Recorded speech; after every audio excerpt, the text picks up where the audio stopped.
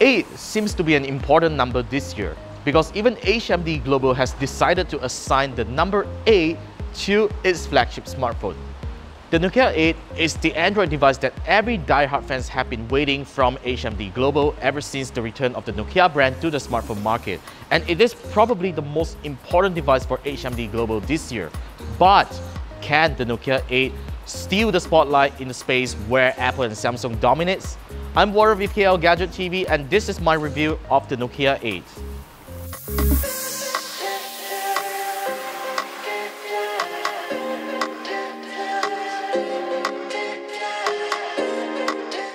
The Nokia 8 has been with me for around a week now. Though the phone is technically HMD's flagship device for this year, the company hasn't really marketed the phone as a high-performance smartphone, but rather it emphasizes a lot on its bulky feature made for content creators.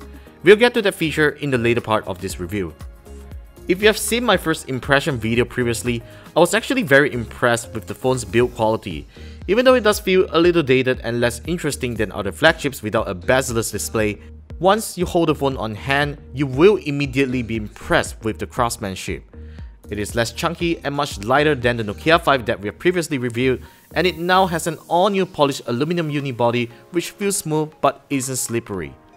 The phone is also IP54 splash-proof to take on accidental coffee spills and get wet in the rain. Like many other flagship devices, the Nokia 8's processing hardware is the very familiar set of hardware we have been seeing this year. Though hardcore Android fans may find the phone's RAM and battery size to be insufficient, I find the use of a 5.3-inch 2K IPS panel a waste. Don't get me wrong, the display looks really great. However, for such a small display and no support for augmented and virtual reality applications, having such a high-resolution display is pretty pointless. The Nokia 8 certainly has enough space for a larger display, or even if HMD chooses to keep the display compact for one-handed operation, I would prefer to have a 1080p AMOLED display for better colors and power efficiency. The hardware complaints just doesn't end here, as the Nokia 8 only sports a single loudspeaker, a huge downgrade from the Nokia 6 which comes with 2 Dolby Atmos certified speakers. Like the rest of this year's Nokia devices, the Nokia 8 ships with pure Android 7.1.1 Nougat and will receive an update to Android Oreo later this year. HMD hasn't made a lot of customizations on the user experience. Apart from having an always-on display called Glance that tells the time and other notifications, motion gestures like flip-to-mute phone calls and silencing the ringtone when the phone is picked up is present. Despite of the great performance and stock Android experience, I do find it a little boring at times and wish HMD could really develop more features that is unique of its own, like how Motorola and OnePlus did on their software. The Nokia 8 now finally comes with a pair of dual camera setup made by Zeiss. These camera sensors are capable of taking RGB and monochrome stills at 30 megapixels with a f2.0 aperture, and only the RGB camera sensor is optical stabilized. Even though the camera specs may not be impressive on paper, you will still be impressed with the image quality it produces. There's great color reproduction and contrast. Even in low light situations, noise levels are well controlled with very minimal loss in detail. Now, let's talk about Body, which unfortunately isn't a new feature on Android smartphones.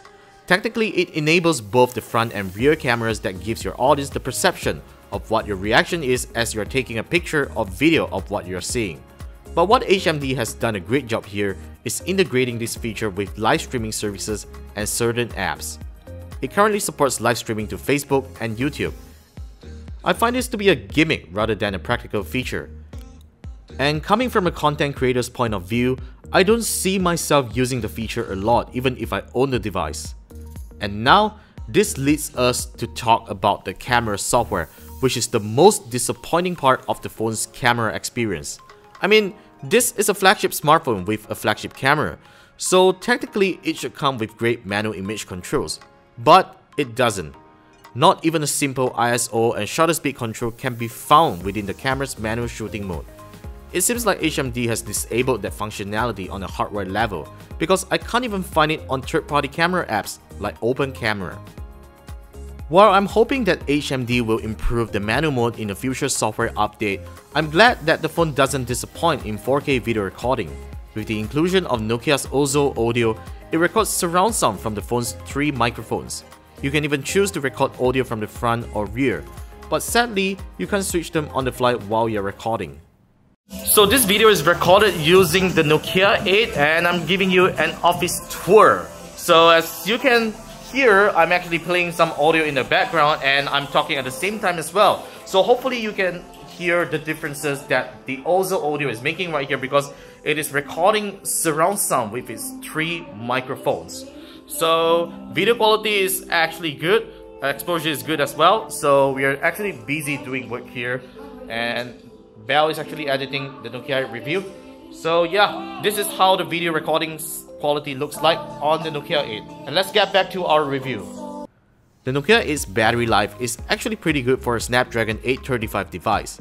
In my case, I usually only need to charge the phone on the next day with a 2-hour screen on time.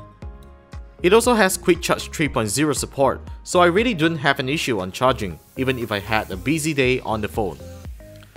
At the end of the day, the Nokia 8 feels like another stepping stone for HMD Global.